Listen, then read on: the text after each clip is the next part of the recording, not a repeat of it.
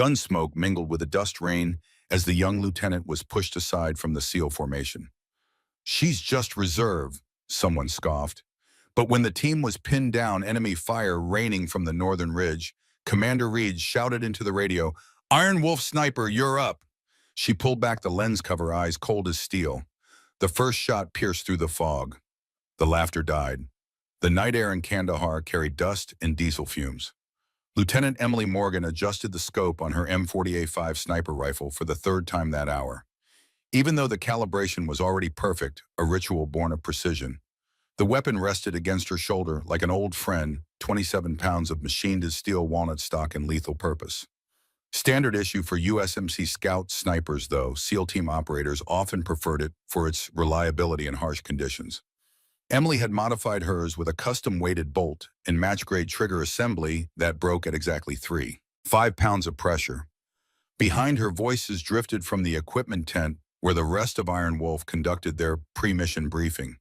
"I'm just saying Reed's making a mistake," came the gravelly voice of Master Sergeant Michael Sullivan. "This op is tight. We can't afford dead weight." "She qualified top of her class," someone else offered, though the defense sounded half-hearted. "On a range with no one shooting back." Emily's jaw tightened, but she kept her breathing steady. 4 counts in, hold, 6 counts out. The rhythm her father had taught her when she was 12, holding his old Remington 700 in the Montana mountains. The same model that had served as the M40's predecessor during earlier conflicts, a piece of military heritage passed from father to daughter. Before the accident, before the Marine Corps recruiter showed up at the funeral with a folded flag and a promise that service would give her purpose. "Your dad was one of the best," Commander James Reed had told her during her SEAL qualification interview. "But I'm not giving you a slot because of him. I'm giving it to you because when I watched you shoot, I saw something rare. You don't force the rifle, you listen to it." She'd made it through BUDS, through dive school, through SEER training, where instructors had tried to break her specifically because she was female, because they wanted to prove she didn't belong. But every broken bone and sleepless night had led here to Forward Operating Base Viper, where she was about to deploy on her first real mission with Iron Wolf. The tent flap opened. Corporal Derek Hayes emerged, his face carefully neutral when he spotted her. He was 23, built like a college linebacker, and had made his opinion about female operators abundantly clear. "Commander wants everyone inside," he said without meeting her eyes. "You too." Emily secured her rifle in its case and followed him into the tent. 8 men looked up as she entered. The fluorescent lantern cast harsh shadows across tactical maps spread on folding tables. Commander Reed stood at the head, his weathered face betraying nothing. At 58, with salt and pepper hair cropped military short and eyes that had witnessed 3 decades of combat, James Reed was a living legend in special operations. The scars on his forearms told stories he never shared. "Now that we're all here," Reed began, "let's go over this one more time." Reed's finger traced a line on the satellite image. "Our target is a compound in the Alraheim Valley. CIA asset call sign Shepard has been held there for 6 days. Intelligence suggests he's still alive, but his captors are planning to move him within 48 hours. The commander's expression darkened. Shepard was tracking a weapons smuggling network with ties to old Soviet chemical weapons stockpiles. His capture represents a significant intelligence breach. Emily studied the imagery. The valley was a natural kill-box, steep walls on 3 sides, single access road from the north. "The group holding him isn't standard Taliban," Reed continued. "They're former Spetsnaz, not insurgents. They're professionals with military-grade equipment, including thermal optics and possibly optical camouflage technology." Master Sergeant Sullivan leaned forward, his massive frame casting a shadow across the table. Sullivan had seen action in Desert Storm and both Iraq campaigns. At 52, his face was a roadmap of experience, with a scar that pulled down one eyelid and knuckles permanently swollen from hand-to-hand combat. "What's our overwatch situation?" Sullivan asked. "Single sniper position here." Reed tapped a ridge overlooking the compound 100 meters from the primary structure. "Morgan, that's your post." The temperature in the tent seemed to drop. Someone shifted uncomfortably. "Sir," Sullivan said carefully, "that's a critical position. If we're compromised, Overwatch is our lifeline." "I'm aware, Master Sergeant." With respect, Lieutenant Morgan has 0 combat deployments. She has more confirmed kills on the range than anyone in this tent. Reed interrupted, his voice flat as steel. At distances, most of you couldn't even spot a target. This discussion is over. Morgan takes Overwatch. Questions about the actual mission. Silence settled like concrete. Emily kept her face impassive, but her heart hammered against her ribs. This was it. Her chance to prove she belonged, or her chance to fail in front of everyone who'd ever doubted her. After the briefing, she returned to her quarters, a plywood cubicle barely large enough for a cot and footlocker. She pulled out the leather journal her father had carried through 3 deployments and opened to a page she'd read 100 times. Emily, his handwriting read, "If you're reading this, I'm gone. But here's what I need you to remember. Being a good soldier isn't about being fearless. It's about being more afraid of letting down the person next to you than you are of dying. When you're scared, and you will be scared, focus on the mission. Focus on bringing your team home. That's how you honor the uniform." She traced the words with her fingertip, then closed the journal. Tomorrow she'd find out if she could live up to his legacy, or if everyone who doubted her had been right all along. At 2100 hours, a knock came at her door. Commander Reed stood there, his silhouette stark against the compound lights.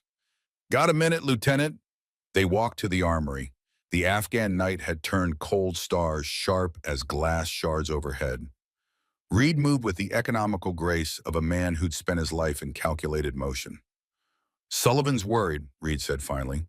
"Hayes thinks I'm making a political statement. Half the team thinks you'll freeze up when rounds start flying downrange."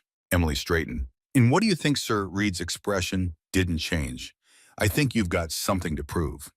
And soldiers with something to prove are either the bravest or the most dangerous." He paused at the armory door.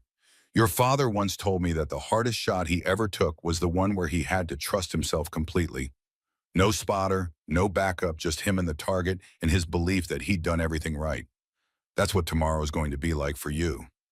"I'm ready, Commander." "I know." Reed's voice softened almost imperceptibly. "There's something else you should know. Your father and I served together long before Desert Storm.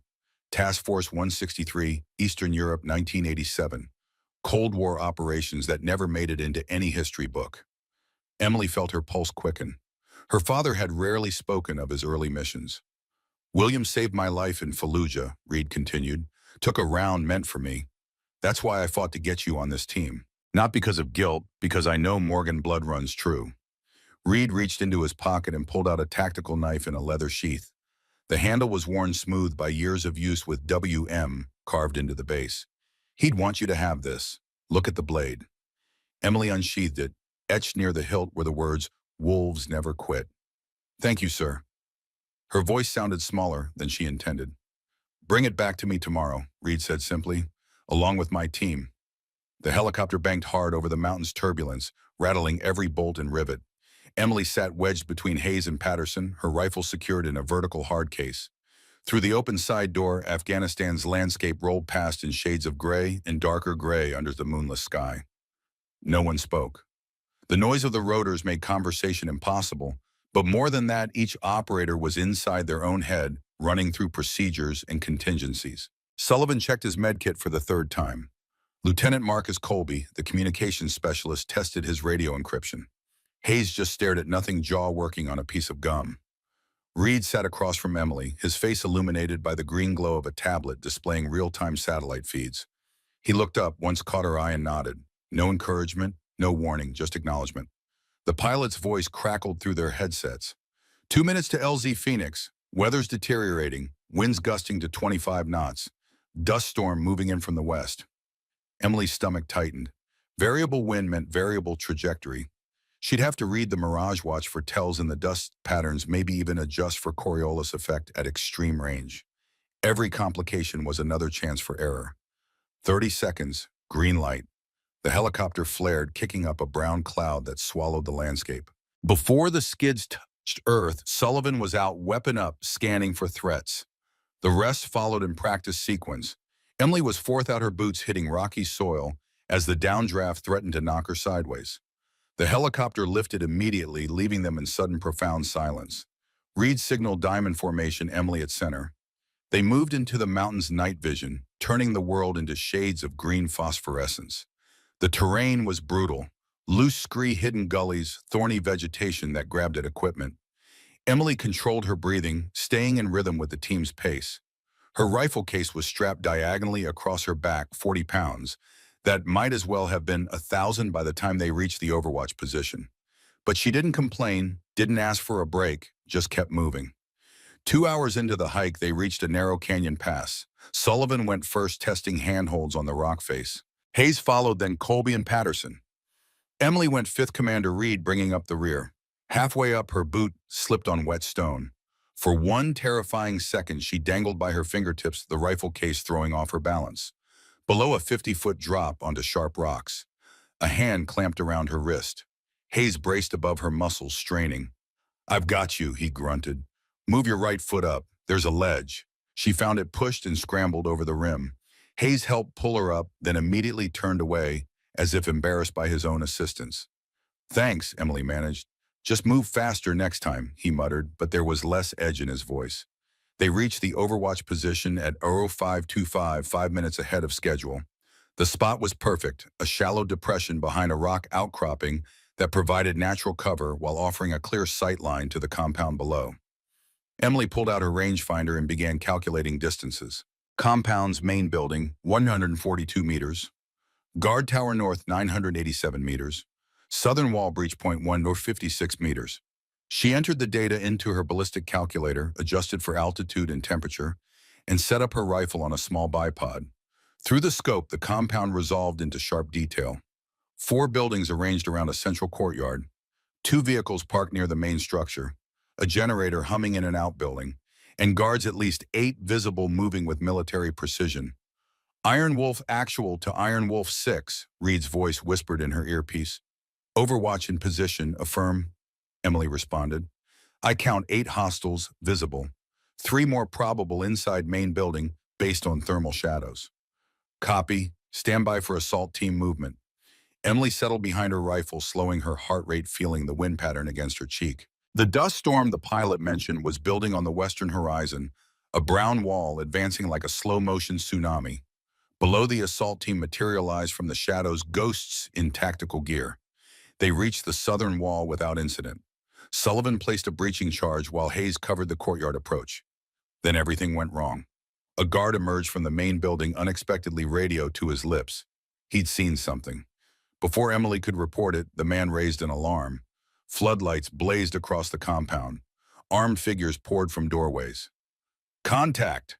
Sullivan's voice cracked through the radio. "We are compromised." "Abort! Abort!" Gunfire erupted. Tracer rounds lit up the night in red streaks. The assault team scattered, pinned behind the wall, as automatic weapons fire chewed apart the stone above their heads. Emily's scope swept across targets. Too many. They were coordinated, professional, already setting up overlapping fields of fire. This wasn't panic. It was a trap. Through her earpiece, chaos. Patterson's hit. They're flanking from the north. Then, cutting through the noise, Commander Reed's voice, steady as iron. "Iron Wolf sniper, you're up." Emily's training took over. She found the first target, a machine gunner, laying down, suppressing fire from the guard tower. Center mass. Breathe. The rifle bucked against her shoulder. Through the scope, she saw the man crumple. Second target, a squad leader, directing fire from behind a vehicle. Harder shot, partially concealed. She aimed for the gap between the truck's door and frame. Squeezed. The man dropped. Third target, someone with an RPG climbing to a rooftop. Longest range yet, nearly 200 meters with wind gusting. Emily watched dust swirl near the compound, calculated the drift, aimed 3 feet left of center. Fired. The figure tumbled backward, the RPG clattering unfired down the tiles. "Good hits," Sullivan shouted. "Keep them off us." But more enemies kept coming. This wasn't 8 guards, it was 20, maybe 30. Through her scope, Emily caught a glimpse of a tall, silver-haired man in tactical gear, issuing orders from the main building doorway. His bearing screamed military, his gestures precise and practiced. Viktor Kozlov, she realized. The former Spetsnaz commander had reinforced his position, anticipated the assault, and now Iron Wolf was pinned down with a wounded man and no exit strategy. A muzzle flash from a previously clear window. Emily saw it half a second before the bullet cracked past Commander Reed's position. She swung her rifle, found the sniper's position, and fired twice. The first shot shattered the window frame. The second found its target, but her bolt jammed on the next round. Dirt from the earlier fall must have gotten into the action. She cursed, cleared it, manually chambered a fresh round, lost 3 seconds in combat and eternity. Iron Wolf 6, Reed's voice was strained now. We have enemy reinforcements moving from the North Canyon. 2 vehicles, multiple dismounts. We're about to be surrounded.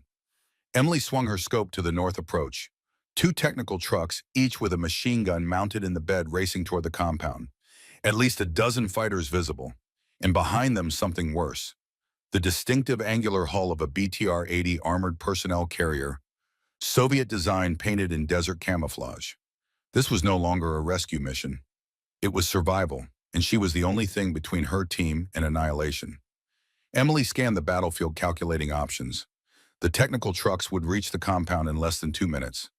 The BTR shortly after. The assault team couldn't retreat the way they'd come. They'd be cut down in the open. They needed another exit. Her scope swept the western canyon wall where the approaching dust storm was beginning to obscure visibility. There, a narrow cleft in the rock, barely visible even in daylight. It appeared to lead over the ridge to an adjacent valley. Iron Wolf Actual, I have a possible exfil route. Western canyon wall approximately 200 meters from your current position. There's a cleft that might lead through. It's going to be tight, especially with a casualty, Reed responded. Better than staying here to die, sir. Copy that. Sullivan, can Patterson move?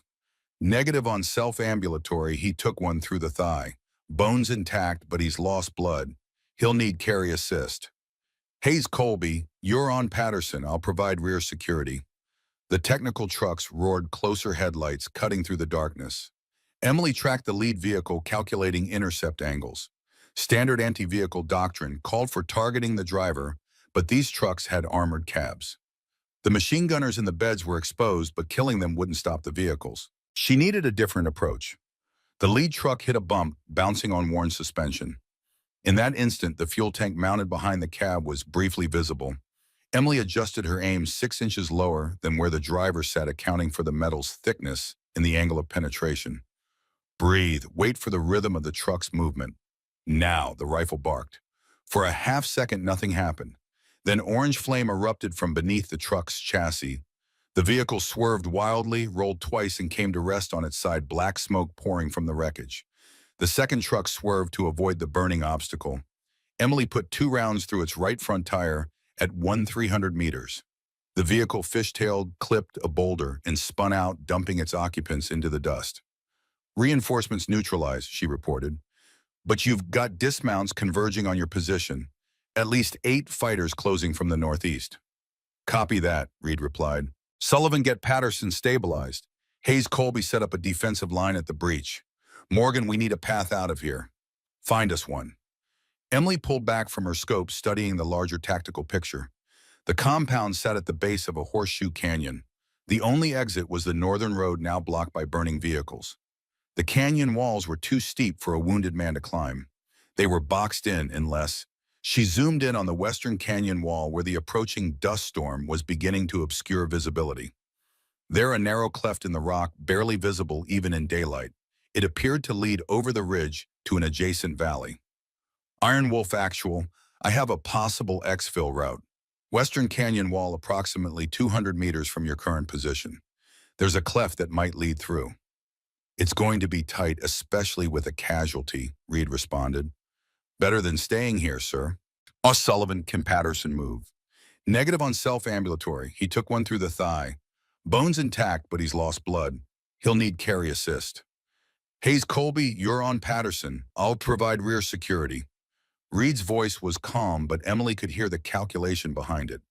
Moving a casualty under fire was a nightmare scenario. Every second of exposure was an invitation for disaster. The team began their withdrawal, moving in coordinated bounds. Hayes and Colby carried Patterson between them, the wounded man's face gray with pain. Sullivan laid down, suppressing fire, while Reed coordinated their movement. Emily shifted her focus, hunting for targets. An enemy fighter appeared at the compound's main entrance. She fired. The man fell. Another popped up from behind a vehicle. She fired again. The second shot missed by inches. The wind was picking up as the dust storm drew nearer, creating unpredictable eddies. "Contact left," Hayes shouted. "We've got hostiles on the eastern ridge." Emily swung her rifle up and right. Movement along a rocky outcropping 900 meters distant. Not the compound guards. These were the reinforcements from the disabled trucks climbing to elevated positions to rain fire down on the escaping team. She took the first man, a clean chest shot, reacquired, fired again. The second fighter dove for cover. She waited controlled, her breathing, watched for him to make the fatal mistake of assuming she'd moved on to other targets. Their helmet edge visible. She aimed 6 inches below where his head must be, accounting for the rock he'd hidden behind. Fired. The helmet jumped backward, but there were too many. For every enemy she eliminated, 2 more appeared, and her ammunition was finite. She'd started with 50 rounds. By her count, she had 23 remaining. Iron Wolf 6. Be advised you have multiple hostiles establishing positions on the eastern ridge. I count at least 10, possibly more. They have height advantage and clear sight lines to your escape route. "Can you suppress them?" Reed asked. Emily ran the math. 10 targets spread across 200 meters of terrain, all in covered positions. "Negative. Not enough rounds and they're dug in. I can kill 3, maybe 4 before the others pin me down. The rest will have free shots at your team." Silence on the radio. Then, "What do you recommend, Lieutenant?" It was the first time Reed had asked her opinion in combat. Despite the chaos, despite the fear, she felt a strange clarity. "I need to reposition. If I can get to the ridgeline 400 meters south of my current position, I'll have flanking angles on those fighters. They're expecting fire from the west. If I hit them from the south, they'll be exposed. That's outside our communications range." "I know, sir, but it's the only way to keep them off you long enough to reach the cleft." Another pause. Gunfire rattled in the background. "Do it! You have 15 minutes before we're at the cleft. After that, we can't wait." "Understood. Iron Wolf 6 is moving." She broke down her rifle position in seconds, collapsing the bipod, securing her gear. She took one last look at the compound below where muzzle flashes lit up the darkness like deadly fireflies. Her team was down there counting on her. She turned and ran into the darkness toward the southern ridge alone beyond support, carrying nothing but a rifle and the desperate hope that she could do the impossible. Behind her, the dust storm finally reached the canyon, swallowing everything in a brown shroud. The terrain was treacherous in darkness. Emily moved as fast as she dared, night vision goggles turning the landscape into alien greens and blacks. Loose stones shifted under her boots. Thorny shrubs tore at her uniform. Every few seconds, she glanced at her compass, maintaining her bearing toward the southern ridge. The dust storm was both enemy and ally. It reduced visibility to near zero, which meant the hostiles couldn't see her team, but it also meant she couldn't see her targets. At extreme range, even the slightest atmospheric interference could turn a perfect shot into a miss. She reached the ridge position with 3 minutes to spare. The vantage point was exactly what she'd hoped for, a rocky promontory that looked down on the eastern ridge where the enemy fighters had established their ambush. They'd made themselves comfortable, assuming they had all the time in the world to pick off Iron Wolf's retreat. They were wrong. Emily set up quickly, using her rangefinder to measure distances. The closest target was 847 meters. The farthest was 194. Not impossible ranges, but not easy either, especially with wind and dust creating optical distortions. She pulled out a small notebook, the same one her father had carried. On the back page, he'd written his formula for mirage reading, the technique of watching heat distortions through the scope to estimate wind speed and direction at the target. In dust, the principle still applied. She just had to watch how the particles moved through her scope's field of view. The wind was gusting left to right at approximately 12 miles. Temperature had dropped to 58 degrees. Altitude compensation was already calculated. She dialed in her adjustments, then settled behind the rifle. Iron Wolf actual to Iron Wolf 6. Reed's voice crackled, barely audible through the static the storm created. "We're approaching the cleft, taking sporadic fire from the eastern ridge. Whatever you're going to do, do it now." Emily found her first target through the scope. A man with a Dragunov rifle prone position, focused entirely on the canyon below. He never saw it coming. Her shot echoed off the canyon walls. The man jerked once and lay still. Immediately, the other fighters reacted, but they reacted wrong. They assumed the shot had come from the west, from Emily's original overwatch position. They rotated their positions to face that direction, exposing their backs to her. She took the second man, then the third, then the fourth. By the fifth shot, they'd figured out their mistake. Rounds began impacting around her position, ricochets screaming off stone, but she'd already created the opening Iron Wolf needed. The fighters on the eastern ridge were no longer focused on the canyon below. They were in survival mode, pinned by an enemy they couldn't locate in the dust. Eastern ridge is suppressed, Emily reported. You have a window. Move now. Copy. We're moving. A pause. Outstanding work, Lieutenant. Emily allowed herself 3 seconds of relief. Then she saw it. Movement on the compound's northern approach. Not the destroyed technicals, something bigger.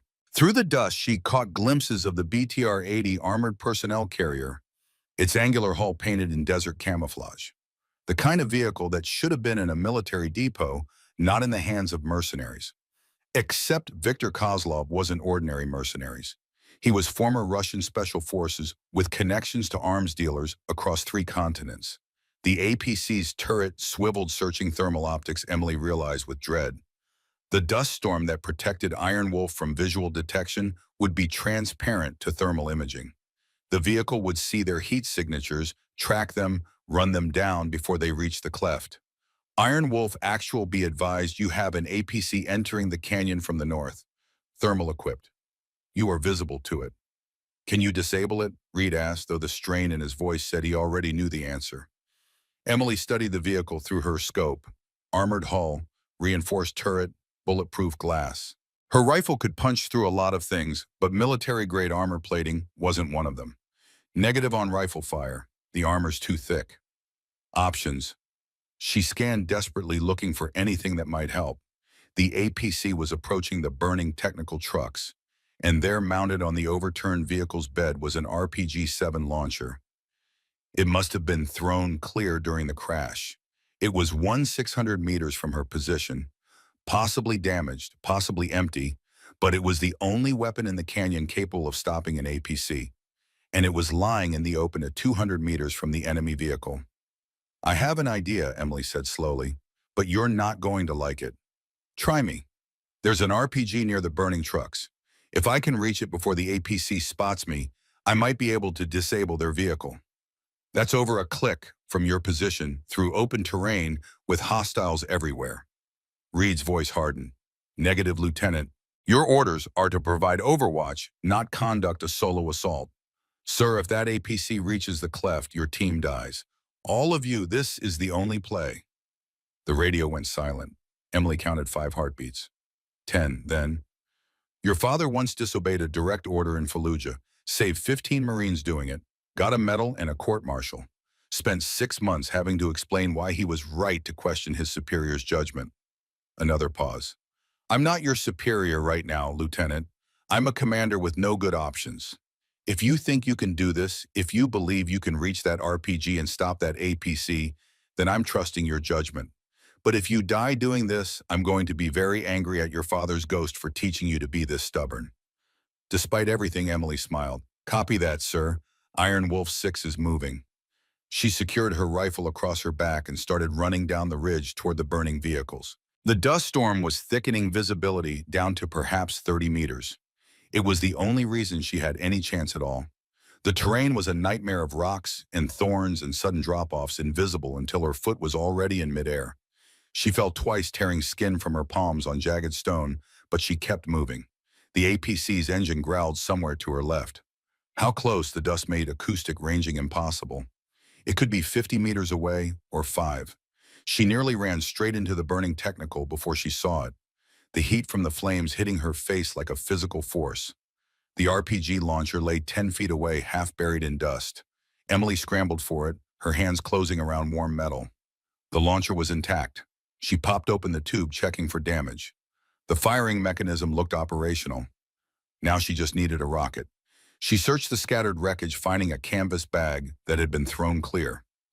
Inside, 3 RPG-7VL warheads, anti-tank rounds. Exactly what she needed. A mechanical squeal cut through the dust metal treads on rock. The APC was close. Very close.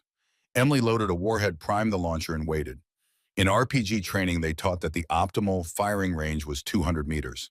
Closer was better for accuracy, but risked getting caught in the back blast. Farther risked the round going off course. The APC's shadow materialized from the dust like a metal ghost. 70 meters. 60. 50. She aimed for the side armor below the turret where the hull was thinner breathed, waited for the vehicle to line up perfectly. 30 meters.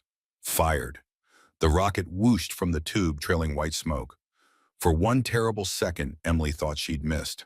The round seemed to fly high.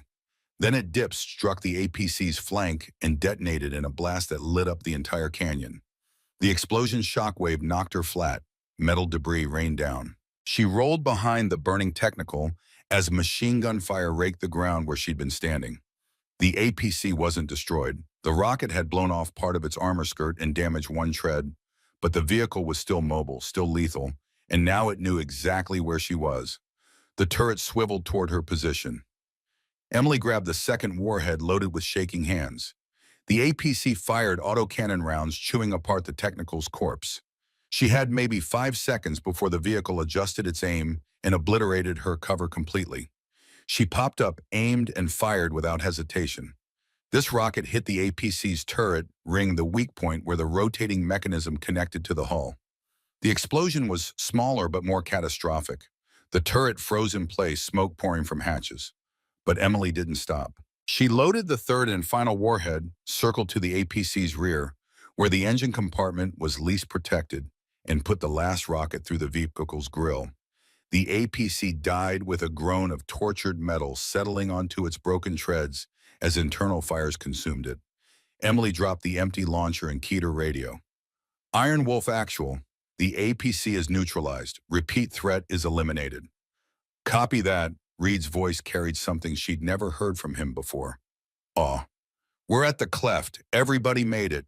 We're through to the secondary valley. Extraction helicopter inbound, ETA 12 minutes. Good to hear, sir. Emily swayed on her feet, adrenaline crash hitting her like a hammer. The world exploded. She never heard the grenade, never saw where it came from. 1 second she was standing, the next she was airborne, tumbling. The world spinning in confused circles of dust and flame and darkness. She hit the ground hard enough to crack ribs. Her helmet had saved her skull, but not her consciousness. The last thing she saw before the blackness took her was figures approaching through the dust. And the last thing she heard was her father's voice, a memory from childhood. When you fall, you get back up. Every time, no exceptions. Then nothing. Emily woke to pain, ribs screaming, head pounding, copper taste of blood in her mouth. She tried to move and discovered her hands were zip-tied behind her back. Through blurred vision, she made out 3 figures standing over her. The center one crouched down, and she found herself looking into cold blue eyes, set in a face carved from Siberian granite. Silver hair cropped, military short lines etched deep by years of hardship and command. Lieutenant Morgan, the man said in accented English. The famous Iron Wolf sniper. You have cost me many men tonight. Viktor Kozlov had to be in his mid-50s, but there was nothing weak about him. He moved like a man who'd spent his life in violence and had learned to love it. The scars on his knuckles and the faint burn mark along his jaw spoke of decades in shadows, where official military records feared to tread.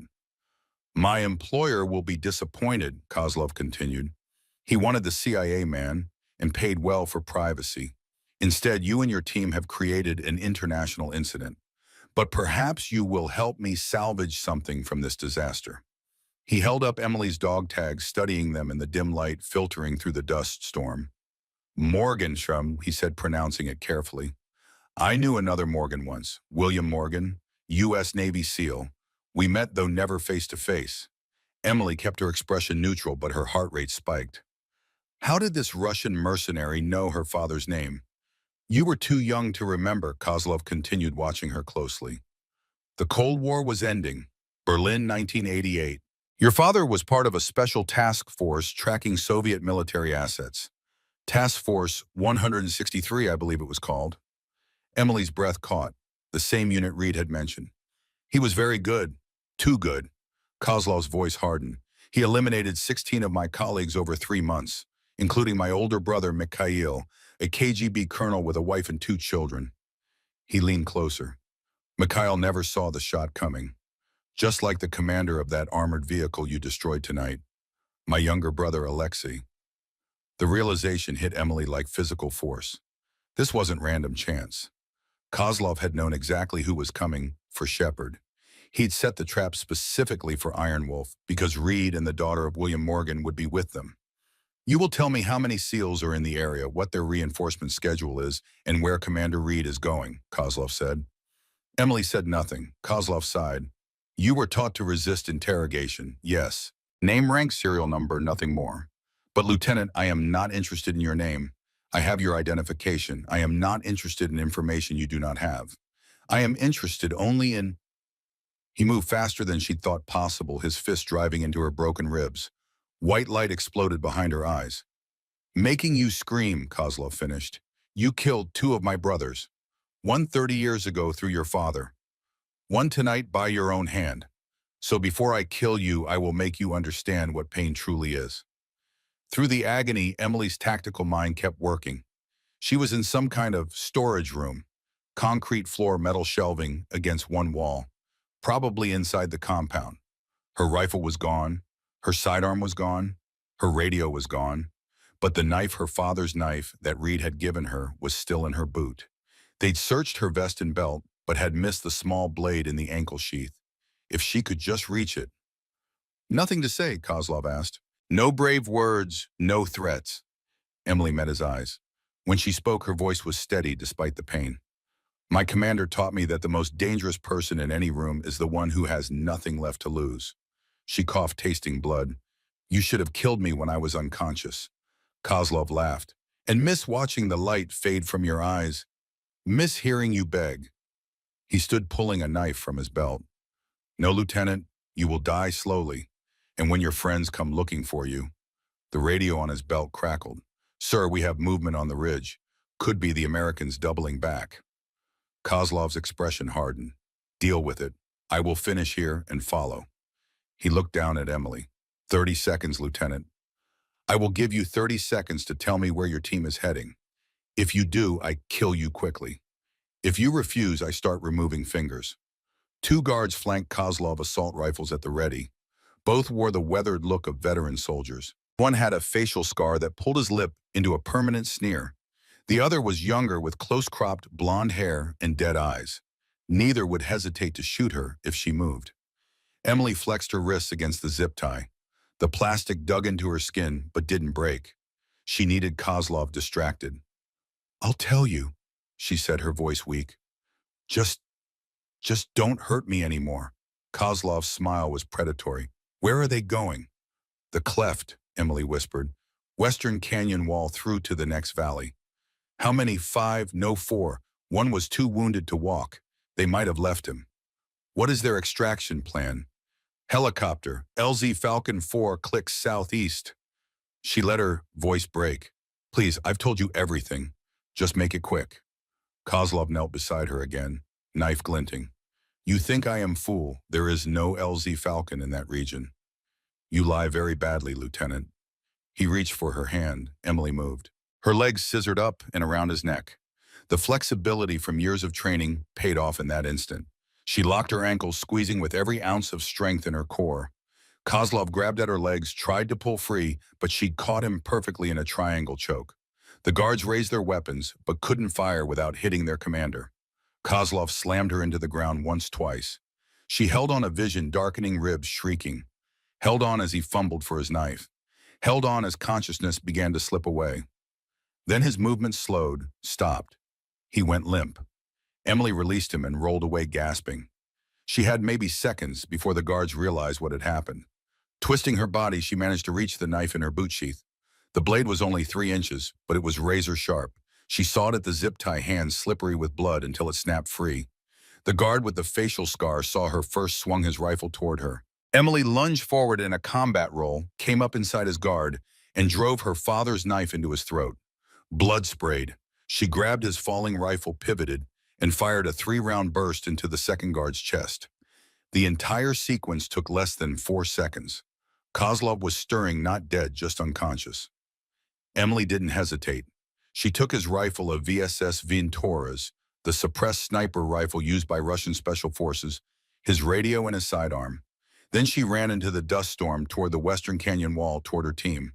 Behind her, shouts of alarm gunfire. They'd found their commander. Emily didn't look back.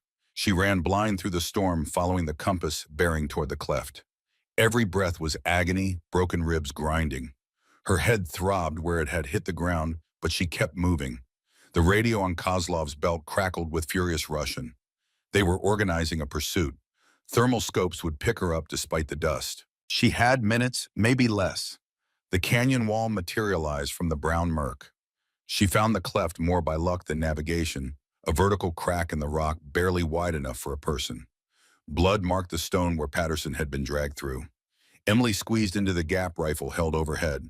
The passage was tight, jagged rocks scraping her vest. She pushed deeper, 10 feet 20, until she emerged into a narrow defile on the far side. "Don't move." She froze. Hayes stood 5 feet away, rifle aimed at her chest. Behind him, Sullivan had taken a defensive position, while Reed knelt beside Patterson, applying fresh bandages. The wounded man's face was gray from blood loss, but his eyes were open. "It's me," Emily managed. "Lieutenant Morgan." "Prove it," Hayes said, not lowering his weapon. "What did Commander Reed say to you in the armory yesterday?" "Smart, testing for Russian infiltrators using English speakers. He said my father once told him the hardest shot is the one where you have to trust yourself completely." Hayes lowered his weapon. "How are you alive? We heard the explosion, saw you go down." "Kozlov captured me. I got free." She swayed, catching herself against the rock wall. "He knows you're heading this way. He has at least 20 men left, possibly more, and they have thermal optics. We need to move fast." Reed stood, his face grim. "Patterson can't move any faster. We're already barely ahead of them." Emily pulled out Kozlov's radio, switching it to the Russian channel. The chatter was constant, coordinating their pursuit. "I can hear their movements," she said, "and I have this." She held up the VSS Vintoras. "Subsonic rounds effective to 400 meters, and most importantly, nearly silent. I can slow them down." "No," Reed said flatly. "You're injured, exhausted, and we're not leaving anyone behind again." "You're not leaving me. I'm volunteering." She met his eyes. "Sir, you taught me that leadership means making the hard calls. This is the hard call. Patterson needs medical attention now, which means you need to reach that extraction helicopter." Reed's expression was unreadable. "And you think you can hold off 20 men by yourself?" "Not by herself," Hayes said suddenly. Everyone turned to look at him. "I'm staying too." "Corporal," Reed started. "With all due respect, sir," Hayes cut in. "Lieutenant Morgan held that ridge alone against impossible odds. If she hadn't, none of us would be standing here right now." He checked his ammunition. 2 rifles are better than 1. Sullivan stepped forward. "Commander, they're right. We're not making the LZ with hostiles on our heels. Someone needs to hold them at the choke point." Reed looked at each of his men, saw the same reluctant agreement. Finally, he turned back to Emily and Hayes. "If you do this, you use every trick you know to survive. You hold them for 10 minutes, then you run." "That's an order, Lieutenant." "Corporal." "Yes, sir," they responded in unison. Reed checked his watch. "Extraction in 28 minutes. The helicopter will wait exactly 60 seconds. Then it's gone. Miss that window and you're walking to Cobalt." Cobalt was the secondary extraction point 30 miles south, a hard trek for healthy operators. Nearly impossible for injured ones. Reed handed Emily a fresh magazine for her sidearm. "Get it done, then get yourselves to that LZ." He gripped her shoulder briefly, his calloused fingers conveying what words couldn't. Then he turned to Hayes. "Keep her alive, Corporal. That's your only mission now." As the rest of Iron Wolf moved out, Sullivan and Colby carrying Patterson between them, Hayes turned to Emily. "So any brilliant plans, Lieutenant?" Emily studied the terrain. The defile opened into a small clearing before narrowing to the cleft. A perfect kill zone if they set it up right. "How many grenades do you have?" "3. "Good. Set them up in a triangle pattern around the cleft entrance. 20 feet spacing. Radio detonation if you have it." "I do, but even if we blow the grenades, that won't stop them all." "It's not meant to stop them. It's meant to funnel them." She pointed to a rocky outcropping on the left side of the clearing. "You get up there with your rifle. When they come through, they'll instinctively move away from the explosion, which puts them in the open. You take targets from the left. I'll be on the right taking targets from there. Crossfire. They won't know which direction to run. Hayes studied the setup, then nodded slowly. That might actually work. For the first wave anyway. Then we improvise. They set up quickly, Hayes planting the grenades while Emily found a position behind a fallen boulder that gave her clear sightlines. The VSS Ventores was different from her M40A5. Lighter and less powerful, but at these ranges it would do. The integral suppressor would make it nearly impossible for the Russians to pinpoint her location by sound. The radio chatter intensified. The Russians were close. Here they come, Hayes whispered from his position. 3 figures emerged from the cleft, rifles up, moving tactically. They cleared the immediate area, signaling back for more. Emily waited. 4 more came through. Then 6. 8. When the 10th man entered the clearing, she keyed the detonator. The grenades erupted in sequence, turning the clearing into a maelstrom of fire and shrapnel. Men screamed. Dust and smoke reduced visibility to 0. Emily fired into the chaos. Quick double taps, aiming for center mass. Beside her, Hayes's rifle cracked steadily.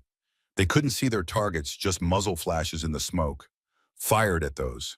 The suppressed Ventores barely made a sound, just at a soft cough that was lost in the din. The survivors retreated back through the cleft. Emily counted at least 4 bodies in the clearing. How long was that? Hayes asked. 2 minutes. We need 8 more. The radio erupted with Russian. They were calling for heavy weapons. Emily's limited Russian let her catch keywords. RPG, suppressing fire, flank. They're going to try to go around, she told Hayes. Split their force. Can they? This canyon?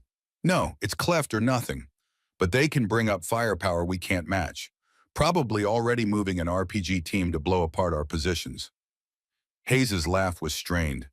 So we held them for 2 minutes and now they're going to kill us with rockets. Great plan, Lieutenant. You have a better one. Before he could answer, something flew through the air from the cleft. Grenade. Emily and Hayes both dove for cover as it detonated, showering them with stone chips. More grenades followed. Flashbangs, smoke. They were softening up the clearing before the next push. Through the chaos, Emily heard the distinctive sound of an RPG being loaded. Move, she shouted. They scrambled away from their positions just as a rocket shrieked out of the cleft. It hit the boulder she'd been hiding behind. The explosion so close, the shockwave felt like being hit by a truck. Her ears rang. She couldn't hear Hayes, couldn't hear the radio. Just tinnitus and her own pulse. She looked up to see Russians pouring through the cleft, at least 20 of them firing as they came. Hayes was pinned behind an outcropping, returning fire, but vastly outnumbered. This was it. They'd held the line as long as they could. Now they were going to die here. Emily raised the Ventores for one last shot, and then the sky roared. The Chinook helicopter appeared through the dust storm like a mechanical angel, its twin rotors beating the air into submission. Door guns opened up, 7.62 millimeter tracers raining into the clearing where Russians had been seconds before. Emily stared in disbelief. The extraction helicopter had come to them. A rope dropped from the side door. Commander Reed slid down at boots hitting ground while the helicopter hovered 30 feet up. He ran to Emily's position, hauling her to her feet. You said 60 seconds at the LZ, she shouted over the rotor wash. I lied. Reed grabbed Hayes next, dragging him toward the rope. Thought you'd refuse to hold this position if you knew we were coming back. Now shut up and climb. Master Sergeant Sullivan was already descending another rope, laying down cover fire with his M4. Emily grabbed the first rope, wrapped it around her arm, and felt herself being hauled upward as the winch engaged. Broken ribs screamed. She didn't care. Hayes came up beside her, then Reed, then Sullivan. The moment they were aboard, the pilot banked hard, racing away from the canyon as RPG trails chased them into the sky. Emily collapsed on the helicopter deck, gasping. Someone wrapped a thermal blanket around her. A medic appeared, checking her pupils, her ribs, her pulse. Commander Reed knelt beside her. You held them longer than 10 minutes, he said.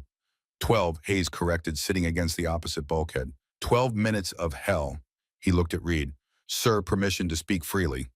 Granted. Your sniper is absolutely insane, and I will never doubt her again. Reed's mouth quirked in the ghost of a smile. She's her father's daughter. His ghost would have haunted me if I'd left her behind. He looked at Emily. How many did you take down tonight? She tried to count. The Overwatch position, the Eastern Ridge, the APC crew, the clearing. I stopped counting at 23. CIA put the number at 28. They were watching via satellite. 28 confirmed kills in one engagement, most at extreme range in adverse conditions. Reed's voice was quiet. Your father's record was 31 over 3 tours. You nearly matched him in one night. Emily closed her eyes, exhausted beyond measure. Did we get Shepard out? He's on another bird already, halfway to Boardroom. Thanks to you, a good man's going home to his family.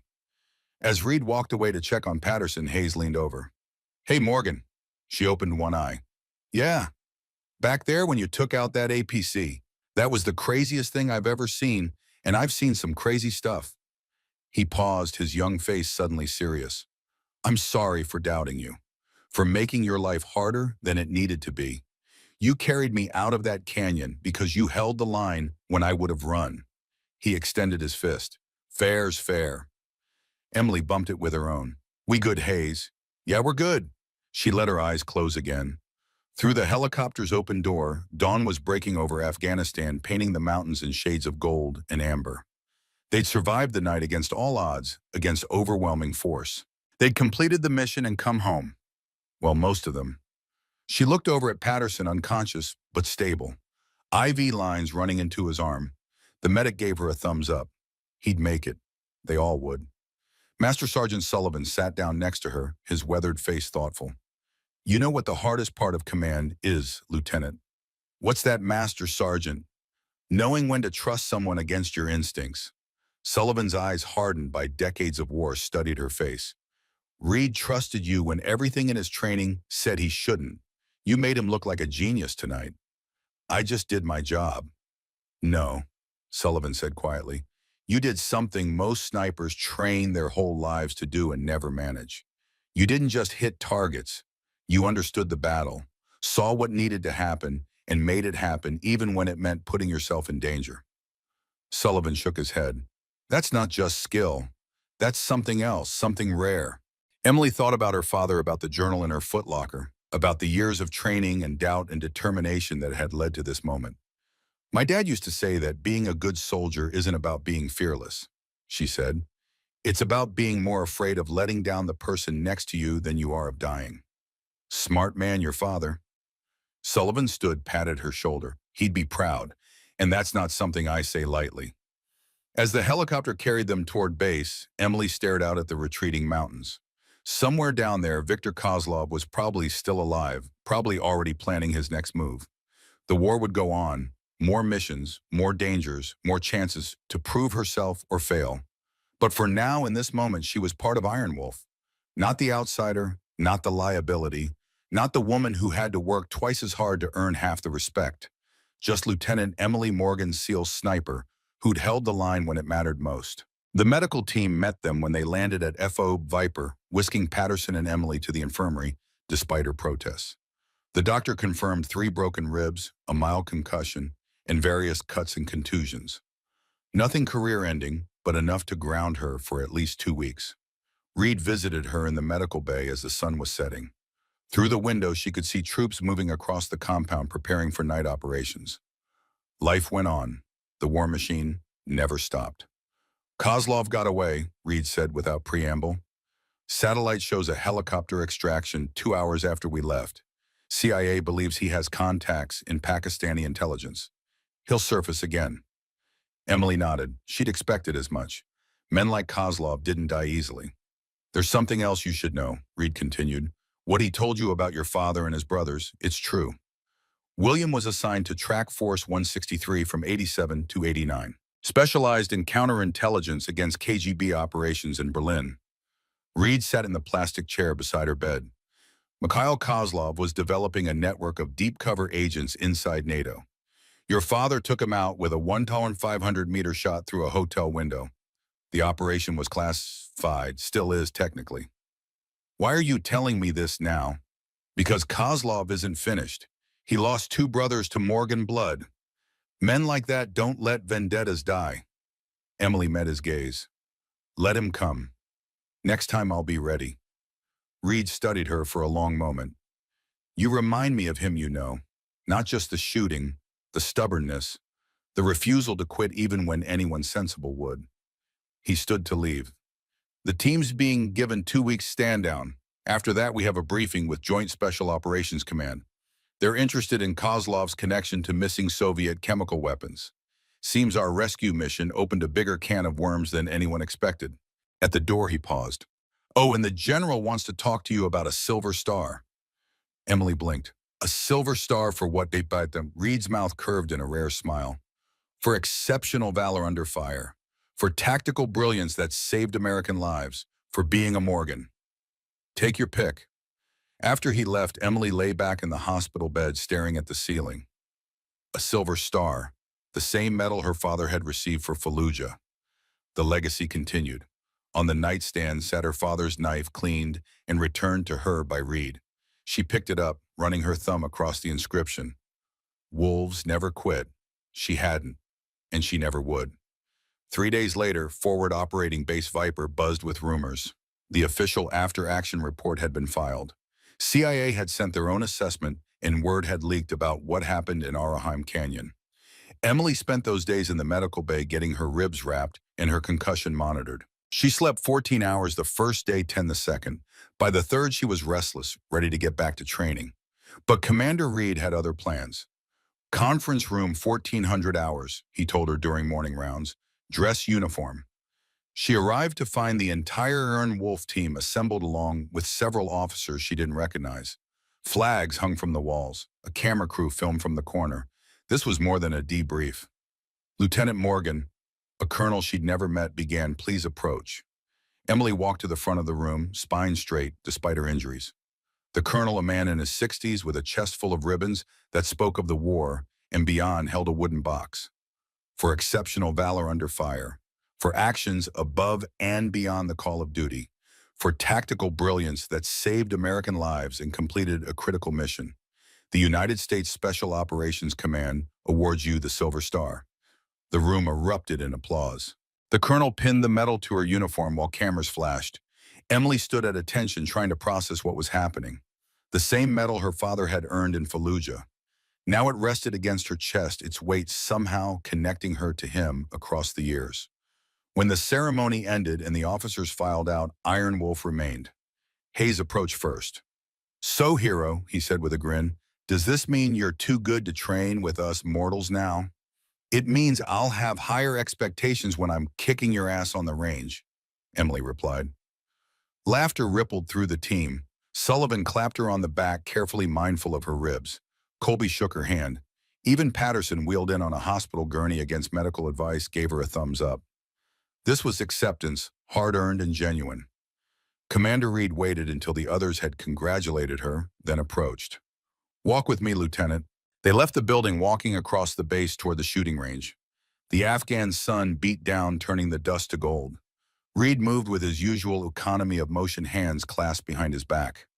"Your father," Reed said eventually, "would have been insufferable about this. He'd have told everyone in every bar from here to Virginia Beach about his daughter, the Silver Star recipient." "He never got one," Emily said quietly. "No, he got a Bronze Star and a Purple Heart and a reputation as one of the best snipers in the teams.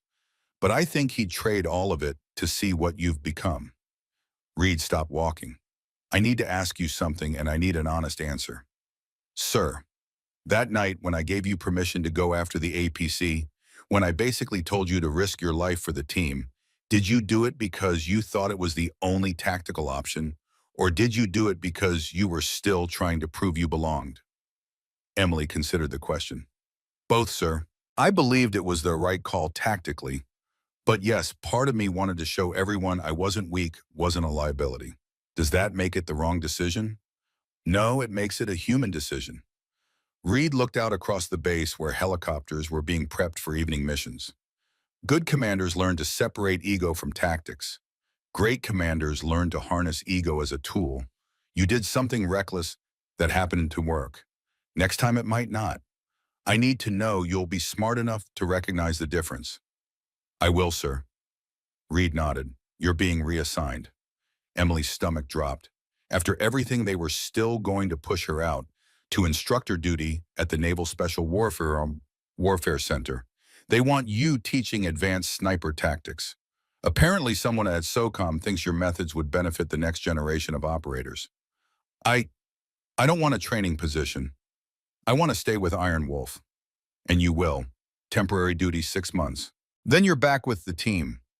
Reed added it with the hint of a smile, assuming you can stand being away from us that long. What if I refuse the assignment? You don't get to refuse. It's an order. His expression softened. Emily, you're 27 years old with one deployment. You have a long career ahead of you. Part of that career needs to be sharing what you know, teaching others, building the next generation of Iron Wolf. Yes, sir. They reached the range. Emily's M48-5 waited in its case, cleaned and maintained by the armory staff. She pulled it out, assembled it with practice motions. Show me, Reed said. Sir, one shot. That target at 200 meters. Show me the shot that made you famous. Emily settled behind the rifle, found the target through her scope, a silhouette barely visible in the afternoon haze. Checked wind, adjusted for distance, temperature, altitude. Slowed her breathing. The trigger broke clean. The rifle bucked. Downrange, the target sprouted a hole dead center. Every time I see you do that, Reed said, I'm reminded why I fought the brass to get you on this team. You don't just shoot, you understand shooting at a level most people never reach. My father taught me the basics. Your father taught you the basics. But what you did in that canyon, that was all you. Own it, Lieutenant. As they walked back toward base, Emily felt the weight of the silver star on her chest. Heavy, but not as heavy as the expectations that came with it. People would look at her differently now. Some with respect, some with jealousy, some waiting for her to fail and prove it was all luck. But she'd survived one of the hardest nights of her life. She'd earned her place in Iron Wolf, and she'd shown everyone, including herself, that she belonged. That was enough. 6 months later, Naval Special Warfare Center, Coronado, California.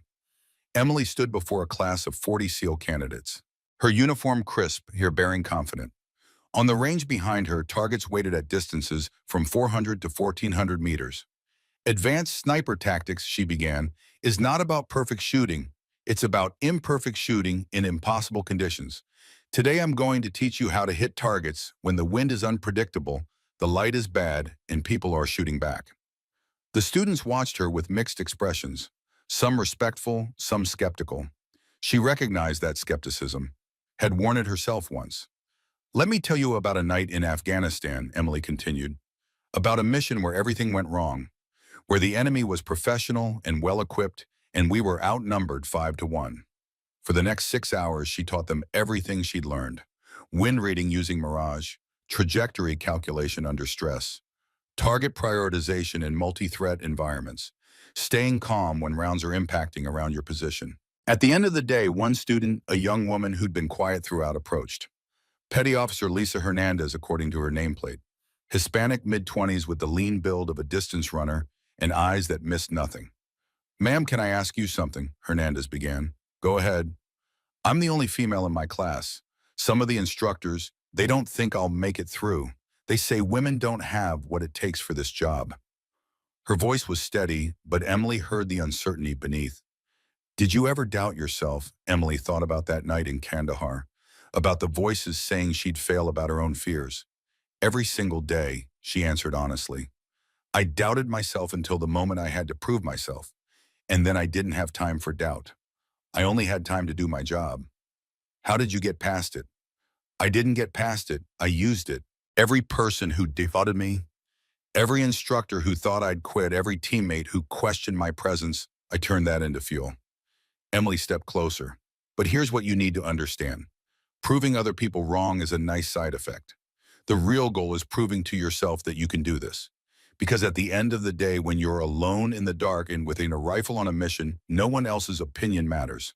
Hernandez nodded slowly. Thank you, ma'am. What's your first name? Lisa, Petty Officer, 3rd class. Well, Petty Officer Hernandez, I'll be watching your progress. Show them what you're made of. After the students left, Emily walked to the range, pulled out her M48-5, and sent one around downrange. The shot felt like coming home. Her phone buzzed. Text from Commander Reed. Iron Wolf deploys in 3 weeks. Pakistan border. Would you ready? And she typed back always. A second as text arrived. This one from Hayes. Hurry back. Sullivan's terrible at coffee jokes, and we need someone to make fun of him with. Emily smiled. Her temporary assignment was almost done. Soon she'd be back with her team back in the field, back doing what she was meant to do. She looked out at the ocean where candidates ran the beach in formation, their instructors pushing them toward their limits. One figure lagged behind the others, Hernandez struggling but refusing to quit. Emily remembered being that figure, remembered the pain and doubt and desperate determination. She hadn't known then if she'd make it, but she'd kept moving forward one step at a time, one shot at a time. That's what separated those who made it from those who didn't. Not superior ability, not perfect conditions, just the stubborn refusal to quit when everything hurt and the finish line seemed impossible. She checked her watch.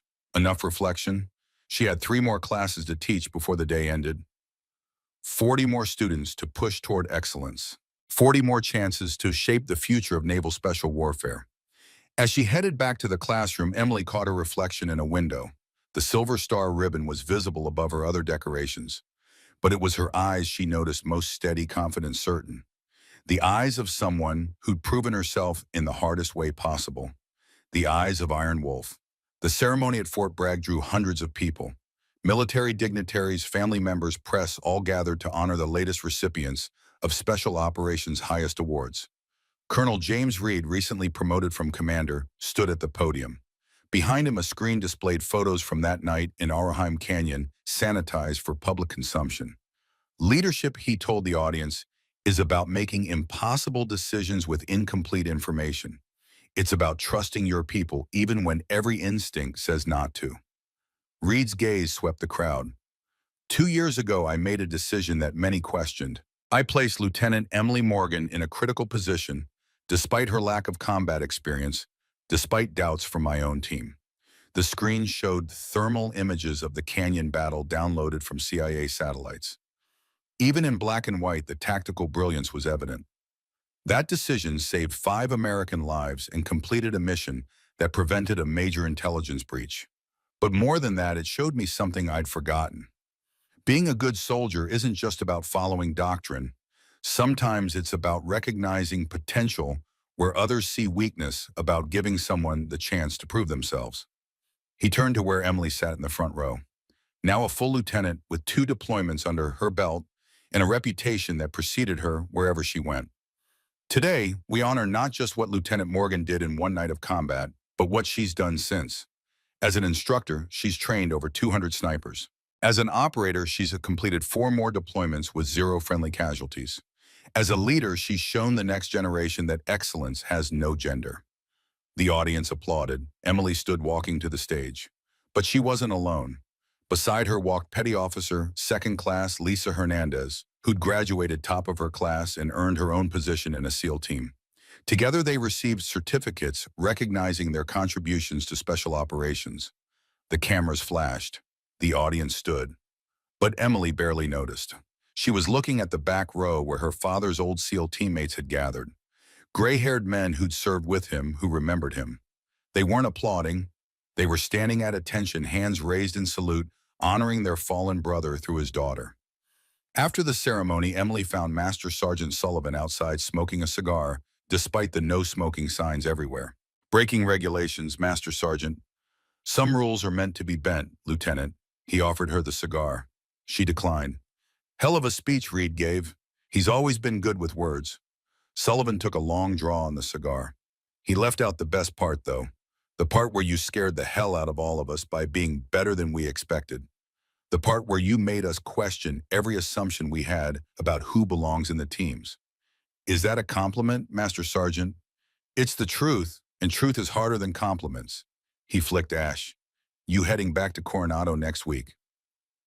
New class of students. Yes. Good. They need someone like you. Someone who doesn't just tell them it's possible. Someone who shows them. As Sullivan walked away, Hayes appeared. Now a sergeant and leading his own fire team within Iron Wolf. Hey, you got a minute? They walked to a quiet corner of the base away from the crowds. I've been thinking, Hayes began, unusually serious about that night, about how wrong I was about you, and I realized something. I wasn't just wrong about you specifically. I was wrong about what makes a good soldier. Hayes, let me finish. He took a breath. I thought toughness meant being the biggest, strongest, most aggressive person in the room. But you showed me that real toughness is more complicated. It's staying calm when everyone else panics. It's making the hard call when no one else will. It's holding the line even when you're terrified. I was terrified that night, Emily admitted. I know. So was I. Difference is you didn't let it stop you. Hayes extended his hand. Thank you for teaching me what courage actually looks like. They shook, and in that grip was everything that had changed between them. Respect earned, trust built, brotherhood forged in fire. As evening fell and the base emptied, Emily found herself alone at the memorial wall, where names of fallen operators were engraved in stone. She found her father's name, traced it with her fingertips. I did it, Dad, she whispered. I became the soldier you always believed I could be, and now I'm helping others do the same. The wind carried dust across the courtyard, and for a moment Emily could have sworn she heard her father's voice. Proud of you. So damn proud.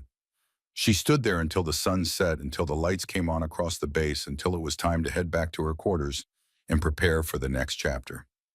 Because the mission never truly ended. There would always be students to train in operations, to conduct lives to save. The uniform she wore came with responsibilities that didn't vanish when the cameras stopped flashing. But as she walked across that base past saluting soldiers and respectful nods, Emily Morgan knew one thing with absolute certainty.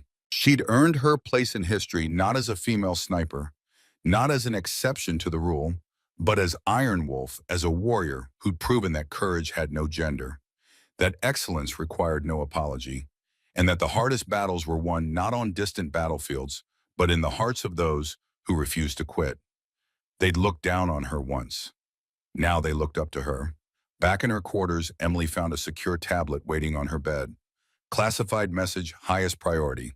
She entered her authentication code, and the screen lit up with a briefing package. CIA intelligence had located Viktor Kozlov. He'd surfaced in Pakistan near the border with Afghanistan. Satellite imagery showed a compound similar to the one in Arahim, but larger, better defended. And this time the stakes were higher. Thermal imaging had detected signatures consistent with chemical weapon storage. The Soviet stockpiles Shepard had been tracking. Kozlov hadn't just been holding a CIA agent. He'd been protecting the location of weapons that could kill thousands. At the bottom of the briefing was a personal note from Reed. Task Force 163 is being reactivated. Special authorization from JSOC. This stays off the books. I need officers I can trust absolutely. You in? Emily stared at the screen. Task Force, the same unit her father had served in during the Cold War. The unit that had put a target on her back through Kozlov's vendetta. Now she had the chance to finish what her father started, to end Kozlov's threat once and for all. She typed her response, I'm in. 3 days later, she stood in a secure briefing room deep inside the Pentagon. Reed was there along with Sullivan Hayes and 3 other operators she'd never met before. CIA analysts presented intelligence on Kozlov's network, his connections to Pakistani intelligence, and his marketplace for former Soviet weapons. This isn't just about Kozlov anymore, the CIA station chief explained. It's about keeping VX gas and sarin out of the hands of terrorist organizations. We have confirmation that he's brokering a deal with at least 2 known extremist groups. The transfer happens in 7 days. Reed looked at each member of the newly formed Task Force 163. This mission is completely deniable. If you're captured, no one will acknowledge you. If you're killed, your families will be told it was a training accident. I need everyone to understand the stakes. He turned to Emily. Lieutenant Morgan Kozlov knows you. He's seen your face. That makes you both our biggest liability and our greatest asset. He'll be watching for SEAL teams now, but he might not expect a woman to come after him alone. Emily felt the weight of what Reed was suggesting. You want me to infiltrate the compound alone? You'd have backup a click out, emergency response only. But yes, you'd go in solo posing as a potential buyer. We've established a cover identity for you as an arms dealer from Ukraine. The paperwork will hold up to scrutiny. Once inside, you'd place locator beacons on the chemical weapons and identify Kozlov's security protocols. Then what exfil and call in an airstrike? Reed's expression was grave. Then you eliminate Kozlov. Permanently. As long as he's alive, he'll keep selling these weapons, and he'll keep coming after you and anyone connected to your father. The room fell silent. What Reed was proposing wasn't a military operation. It was an assassination. Emily looked around at the team. Hayes's face showed concern. Sullivan showed nothing the perfect poker face of a career operator who'd been asked to cross similar lines before. The three newcomers, Carter, Wilson, and Lee, watched her carefully taking her measure. "How soon do we deploy?" she asked simply. Reed nodded, understanding everything in that question. 48 hours. We stage from a CIA safe house in northern India. Final briefing en route. As the meeting broke up, Hayes caught her in the hallway. "Morgan, you don't have to do this. There are other ways to get at Kozlov." "Not in 7 days there aren't. And if those weapons leave his compound, thousands of people could die." Hayes studied her face. "This isn't just about the weapons, is it? It's about your father. About finishing his fight." "Maybe." Emily met his gaze steadily. "But that doesn't make it wrong." "No," Hayes agreed. "Just makes it personal. And personal can cloud judgment." "I appreciate the concern, Hayes, but I've earned the right to make this call." He nodded slowly. "Just come back, okay? Iron Wolf needs its sniper." 2 nights later, Emily sat in a CIA transport aircraft over the Hindu Kush Mountains, dressed in civilian clothes appropriate for a Ukrainian arms dealer: dark jeans, boots, leather jacket. Her hair was dyed black, cut shorter than regulations would allow. Colored contacts turned her eyes a striking green. Reed sat across from her, reviewing the operational details one last time. "Your contact in Peshawar will drive you to the meeting point. Kozlov's men will take over from there. You'll be searched, so the tracking devices are embedded in your jewelry. The emergency beacon is in your watch. 3 clicks of the stem if you need immediate extraction." Emily checked the false documents in her bag: passport, business cards, bank statements, showing transactions with various unsavory organizations.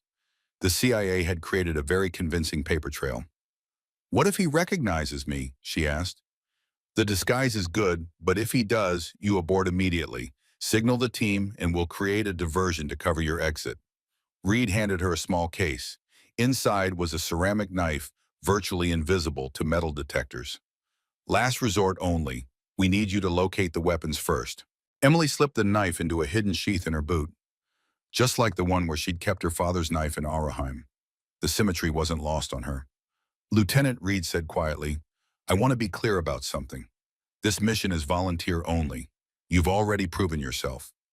You have nothing left to prove to me, to the team, or to your father's memory. If you want to back out, say the word, and we'll find another way."